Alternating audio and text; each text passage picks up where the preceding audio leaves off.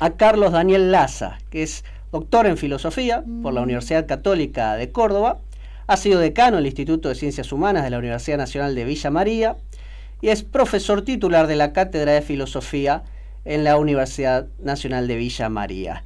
Y en particular, prometemos que el año que viene lo vamos a llamar por otras cuestiones que son de su especialidad, pero en particular también queríamos llamarlo para charlar un poquito acerca de la obra y de la filosofía de quien él ha sabido ser discípulo, ¿no es cierto? Alberto Caturelli, que nos dejara esta inmensa obra, La Patria y el Orden Temporal. Pero bueno, vamos a darle entonces las buenas noches. Los saludan aquí en Filosofía con Vocales, Carlos Bukovac y Jeremías Carrió. ¿Cómo le va, Carlos? Es un gusto. Buenas noches.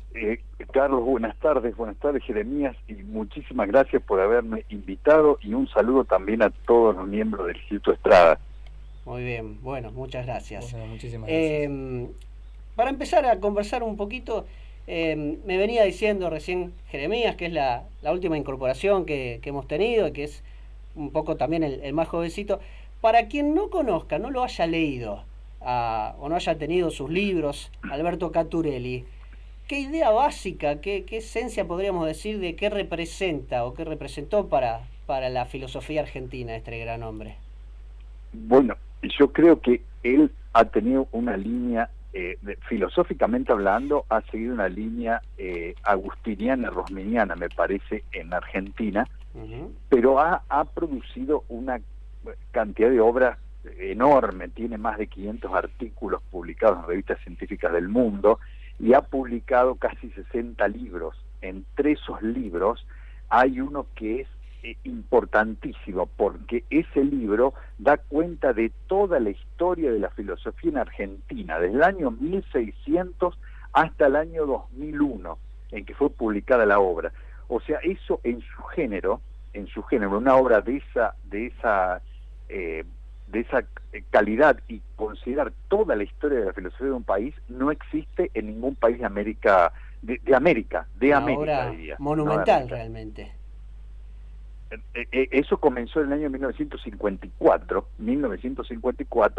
y publicó la obra completa en el 2001, o sea, es toda una vida dedicada al estudio de cada autor y demás. Por eso la obra es tan importante, no solo por su toda interpretación filosófica, sino además por toda la bibliografía que de los autores existe en esa obra.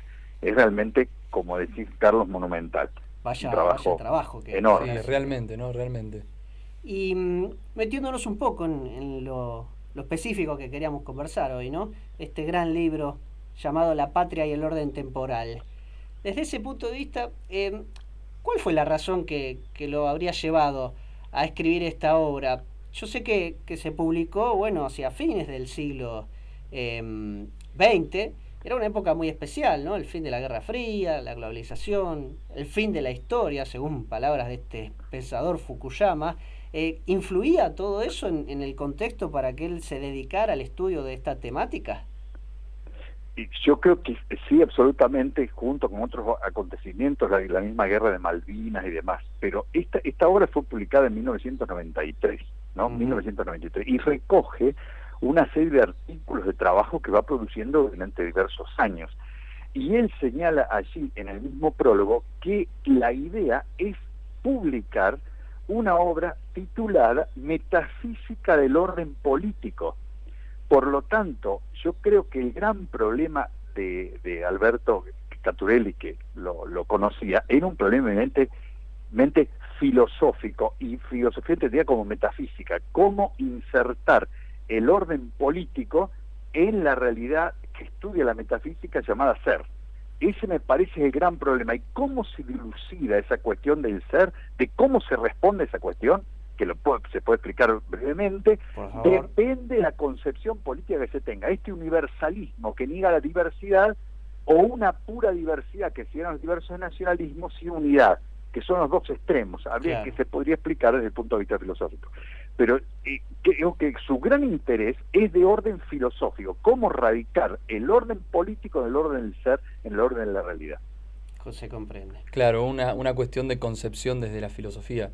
Y eso, sin dudas, nos llega a la segunda pregunta que tenemos también, sobre todo para entender un poco esta relación de la idea que uno puede llegar a tener de la patria, no como idea en un sentido idealista, sino para poder contemplar la realidad que se nos presenta hoy día, ¿cuál sería en la obra, digamos, de Caturelli en un sentido amplio, el fundamento filosófico para entender la patria? Que bueno, un poco nos contabas recién. Miren, si hay una pregunta que a mi juicio es la pregunta, porque como respondo a esa pregunta desde ahí, desde esa respuesta veo todo, la política, la economía, la comunicación, el arte, veo todo, ese gran problema de lo uno y lo múltiple. Es decir, el universo, que es uno y simultáneamente diverso. ¿Cuál es la unidad de esa diversidad? Ese es el gran problema de la filosofía. Y Tales dijo que era el agua, pero si ustedes dicen que el amor existe y no está hecho de agua, evidentemente el agua no puede ser la unidad de todo lo que es, porque hay algo de lo que es llamado amor que no está hecho de agua. Hay que hacer toda esa pregunta, a esa pregunta fue Parménides cuando dijo, eso se llama ser. Y díganme si el amor es, un gato es, un perro es, Dios es, una piedra es, todo es. Ahora, la cuestión está en esto. ¿Cómo está presente ese ser en la diversidad de las cosas? De igual modo, porque si estuviese presente de idéntico modo en todo lo que es, no habría diversidad. Hay solo unidad. El ser sería único, el ser de Parménides. ¿Cómo está presente ese ser? De modo diverso, sin ninguna comunicación entre esa diversidad. Hay una pluralidad sin unidad. Se mata la unidad. Y la tercera posición, que no tiene nada que ver con la política, es aquella que sostiene que hay una unidad, que es el ser que está presente en todo, aunque de diverso modo. Por eso se asegura la unidad y a la vez que la diversidad. La gente que escuchará de ahí, ¿qué tiene que ver esto con la política? Tiene mucho que ver. Porque supóngase que yo pienso que el ser solamente es uno, al modo de Parménides, digo, todo lo que es tiene que ser uno. Entonces, cuando concibo la política, el Estado, digo, el Estado debe ser uno. Por eso, todo dentro del Estado y nada fuera del Estado. ¿Qué se está negando ahí? La libertad que genera la diversidad. Porque solo el Estado va a determinar qué debe ser un hombre, qué debe ser esto, qué debe ser aquello. Hay una unidad absoluta. Al revés, en un Estado, en una concepción donde no hay unidad y hay una pura diversidad, ¿qué tendría que hacer el Estado? Dar la mínima unidad posible, que cada uno haga la suya, la libertad máxima, absoluta. Y la tercera posición es la que dice, no, debe haber una unidad y a la vez respetar la diversidad. Bueno, ¿esto cómo se tradujo en Occidente? En el siglo XVIII y fines del siglo XVIII, siglo XIX, ha habido dos movimientos aparentemente opuestos, en muchas cosas coinciden, llamado iluminismo y romanticismo. ¿Qué asegura el iluminismo? Esa unidad, afirma la unidad y borra la diversidad. ¿Y qué hacen los románticos? Dicen que el ser es puramente múltiple, hay diversidad de pueblos y no tienen nada en común. ¿Qué genera eso? Un movimiento de péndulo. Los que afirman lo propio en detrimento de lo de afuera, que son los diversos nacionalismos, y los que afirman una universalidad vacía, sin contenido, negando la diversidad de los pueblos y de las patrias. ¿Qué quiere hacer Caturelli? Dice Caturelli, no, señores, miren, lo primero que aprende el hombre es un universal, es cierto, el ser, porque lo primero que conozco yo, ¿qué soy? Mi propio yo, sé de mí mismo, pero ¿cómo sé de mí mismo? Distinguiéndome de un ser infinito que yo no soy. O sea, yo me recorto dentro de una totalidad infinita, que es el ser, pero yo también soy, pero me recorto como un aspecto de ese ser y digo yo. Por lo tanto, está ese ser presente universal y esas leyes del ser universal que están presentes en todo lo que es.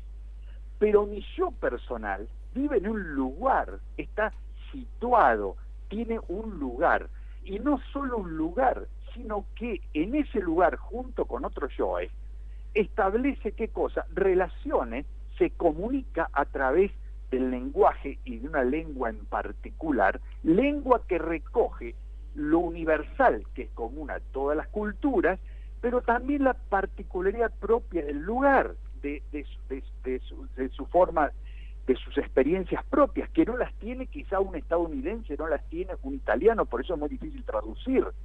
Saben todos que hay cosas que no se pueden traducir, porque reflejan una experiencia propia. Bueno, ¿Qué dice Caturelli? ¿Qué es la patria? Está radicada en el ser, en lo universal, pero también en ese ser situado que tiene un lugar, una lengua propia y una cultura y una tradición, porque todo eso que va viviendo, esas experiencias, esos conocimientos que van adquiriendo esos hombres inicialmente, luego se transmiten, transmisión, y los hombres van recibiendo esa tradición dentro de esa patria y la van acrecentando y transmitiéndole a las generaciones futuras. Claro. De manera tal que, dice Caturelli, ¿qué sería la patria? Sino una comunidad concorde, cita la famosa definición de Agustín de la ciudad de Dios, un mismo corazón, unido ese corazón porque tienen algo común, que es el lugar, tienen algo en común que es la lengua, tienen algo en común que es una tradición histórico-cultural. Ahí está. La verdad que clarísimo. No sé si porque es complejo explicar estas cuestiones, son metafísicas, ¿no? Sin duda, nosotros que lo convocamos en vez de a una disertación amplia y ha quedado muy claro porque además hace el foco sobre el orden natural, ¿no? Me parece ahí una estructura muy, muy marcada y muy clara en este sentido de la diversidad y de la unidad. La clásica idea también del justo equilibrio. ¿Sabes por qué, Carlos? Porque ustedes saben mejor que yo que Aristóteles decía, cuidado, no es lo mismo ser un buen ciudadano que ser un buen hombre, porque uno puede ser buen ciudadano defendiendo lo propio, pero sucede que no siempre lo propio es bueno. Claro, una madre haría mal si defiende todo lo propio de su hijo, porque hay cosas de su hijo que tiene que erradicar.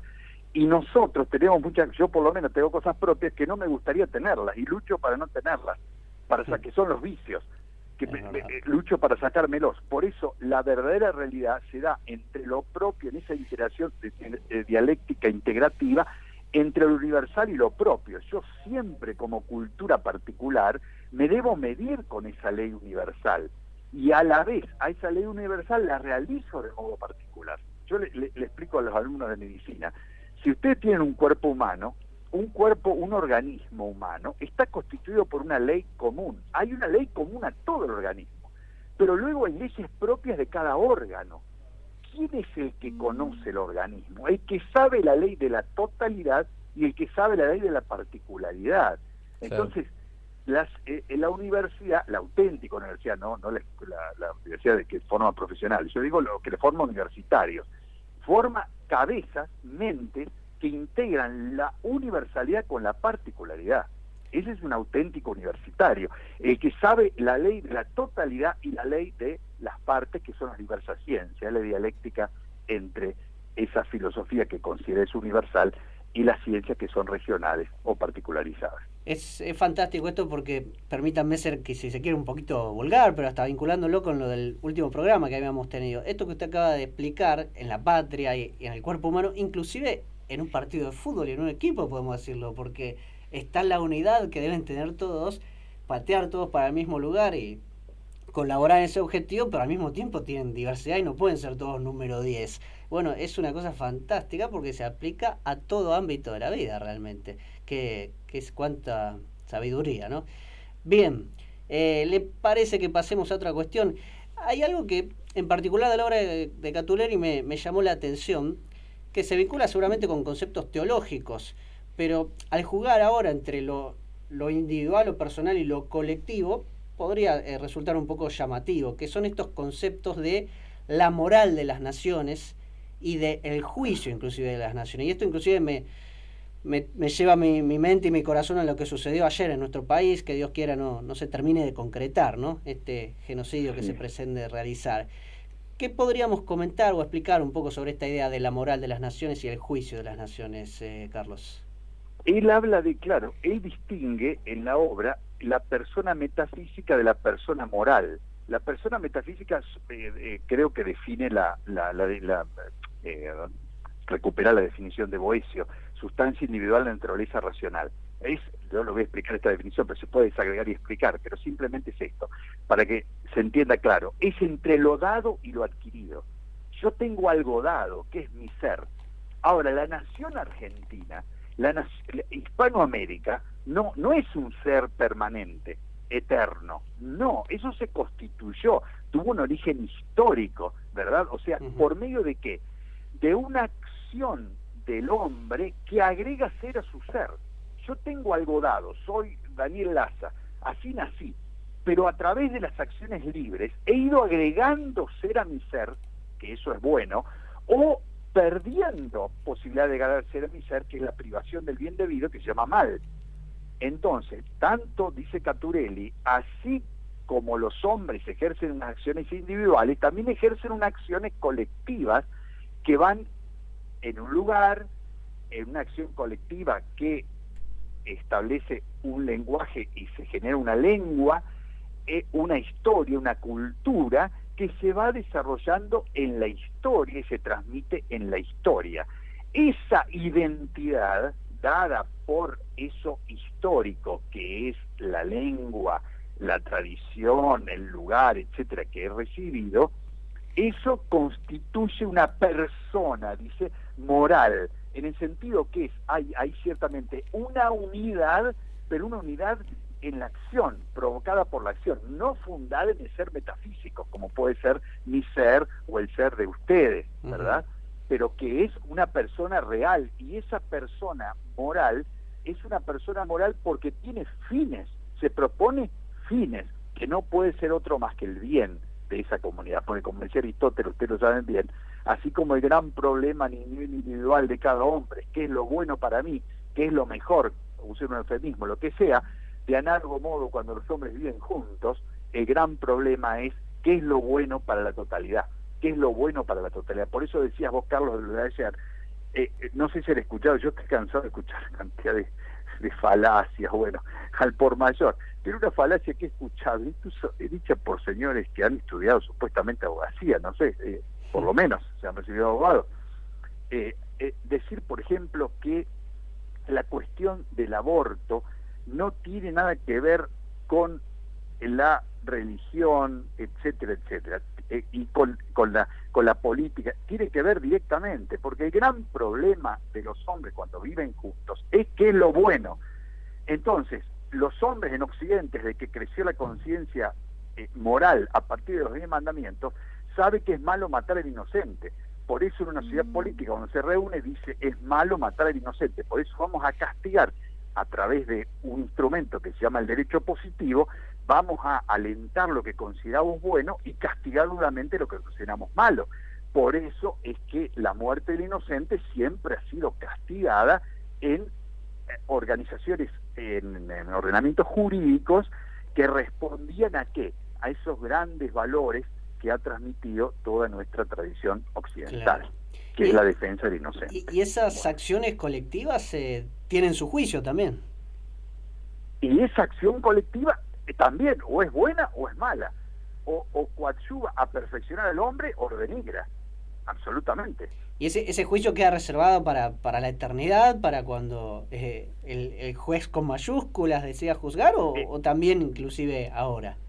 Desde un punto de vista teológico, para el que cree, lógicamente que el juez determinará, también juzgará a todas las naciones, a todos los hombres y las naciones, ciertamente, absolutamente, nadie quedará exento, desde un punto de vista teológico, digo, ¿no? Ahora bien, una pregunta que también se nos puede venir a la mente cuando vemos cosas como las que pasaron ayer, cuando constantemente uno no se siente representado por quienes deberían llevar adelante el gobierno de lo que pensamos que es la patria. ¿Qué pasa cuando se desdibuja esa forma de gobierno o cuando se cree fundamento de gobierno y no justamente una idea o una buena concepción del bien común? ¿Cómo poder construir desde este pensamiento, digamos, que viene a ahondar el sentido común de todos los habitantes de Argentina? Bueno, eso, ustedes recuerdan que aún por ejemplo, la república, el sistema republicano, no hace, como es la adopción del sistema de gobierno que nosotros hemos elegido, ¿no? El sistema republicano no solo exige la división de poderes, no solo exige eso, sino exige una elevada educación de los ciudadanos para que la formación en la virtus, como decían los pensadores clásicos, para que esa república funcione en plenitud. Cuando eso está ausente, no hay una educación adecuada, evidentemente tenemos una falencia muy seria en la organización política de un pueblo, concretamente en Argentina. No estoy hablando solo cuando hablo de educación, no solo hablo de educación intelectual, también estoy hablando de educación en las virtudes morales, ¿no? Claro. De eso depende, me parece, desde la concepción más amplia, el buen funcionamiento de una república. Pero aquí en Argentina, como hay una confusión total, una confusión realmente absoluta. Yo hace un tiempo escribí un artículo en un diario de Buenos Aires que titulé Argentina hacia un Estado confesional. ¿Por qué digo esto? Ustedes saben muchísimo mejor que yo, porque se dedican a eso, que el Estado moderno, que nació de la mano de Hobbes, renunció a plantear la cuestión de la vida virtuosa, porque decía Hobbes que había diversas concepciones de la vida virtuosa, y si había diversas concepciones, si el Estado quería poner una, íbamos a llevar la guerra. Por eso había que renunciar a esa concepción de virtud para que todos los ciudadanos se sintieran representados y no se armaran guerras.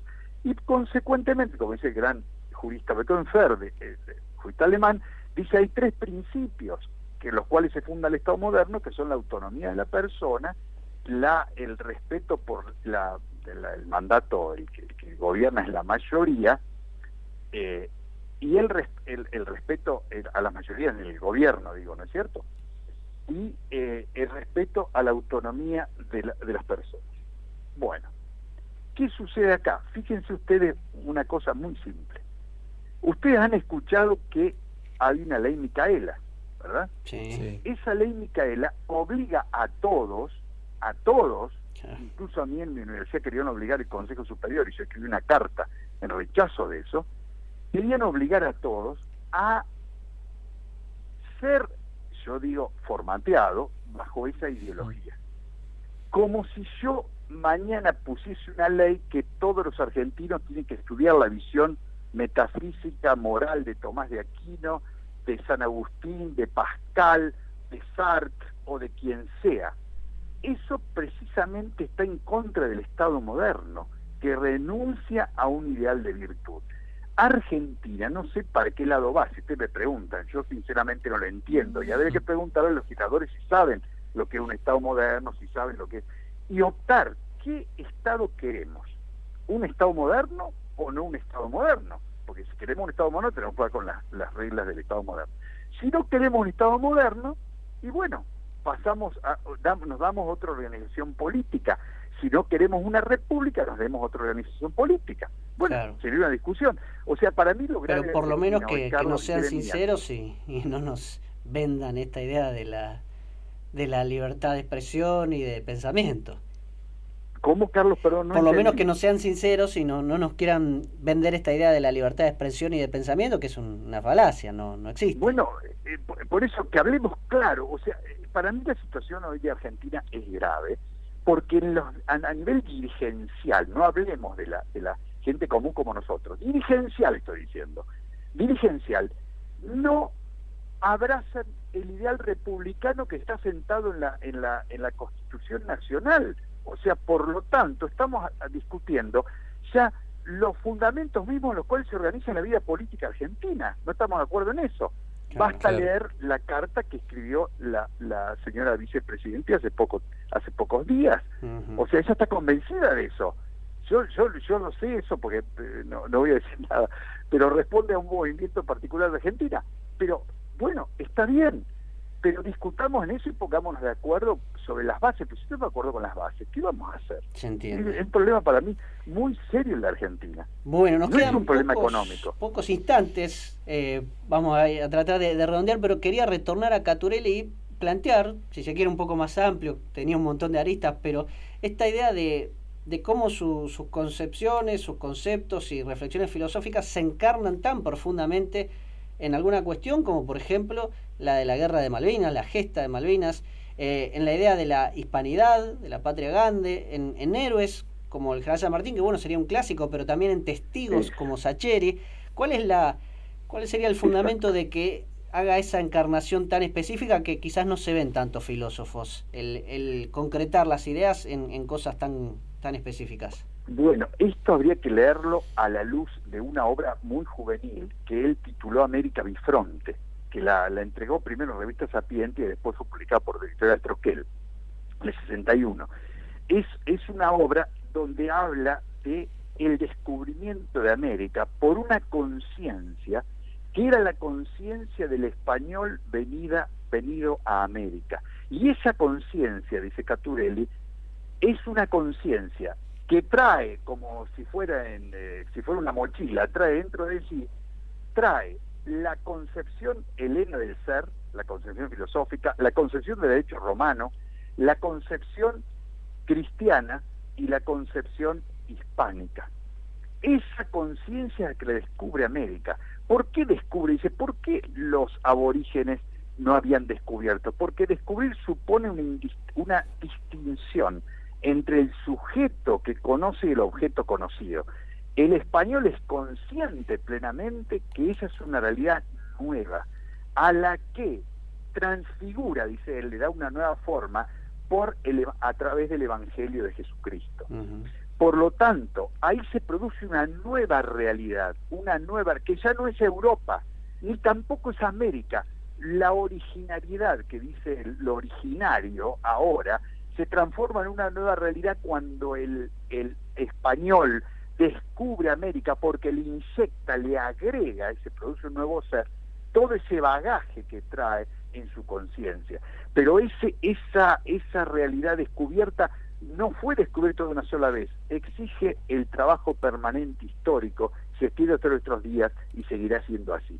Malvinas está inserta, como dijimos, ¿se acuerdan? La tierra está inserta, pertenece a esa conciencia que vino a transfigurar América, pertenece a la América descubierta por esa conciencia que yo he dicho. Por lo tanto, la tierra es nuestra, esa tierra nos pertenece, y él dice algún día volverá nuevamente a su verdadero dueño, ¿no?